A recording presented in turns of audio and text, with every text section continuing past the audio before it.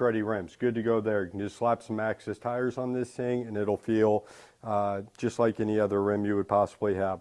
The fork, you can upgrade it. It's got a tapered head tube. So when you do upgrade this coil fork, you can get something nice on there, something substantial, something reliable. That's a big deal.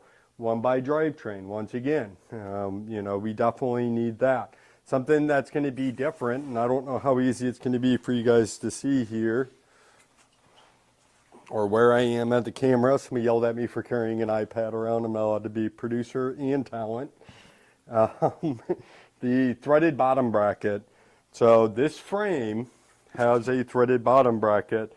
That threaded bottom bracket's going to allow for a standard two-piece mountain bike crank. And being able to do that, essentially you have your crank arm here, but on the other side it's got a shaft that goes all the way through, and then this crank arm, well, on this one, the other crank arm attaches to it. That's really important as far as reliability of a mountain bike goes. All those vibrations, all your weight's going through the cranks and through the pedals. Those other bikes are going to have what's called a square taper. Those are going to wear out as you go through rough terrain. It's not good. You'll have to replace it. So it's going to cost you $130, and that's kind of where that cost of this bike comes from. So you're going to have that. Another really important thing we're going to really want to make sure we have right here. So this is our routing for an internally routed dropper post. You know, you might have internal routing for your shift cables, for your brake cables, but you need to look at this seat tube and make sure there's a hole here. If there's not a hole there, then we probably aren't going to be able to run an internally routed cable. Even if it looks like it would pass through here, like this bike looks like, oh, it might pass through there, it's not going to, trust me. Even if we remove the bottom bracket, there's a shell there. It's a big mess. So you got to have this exit hole. There's not a lot of really good options of externally routed dropper posts put on bikes. So again, that's going to be another upgrade you can't do to that beginner, the sport under $900 bikes. So that's really important. Tubeless ready rims, that's really important. Again, you're going to have the hydraulic disc brakes.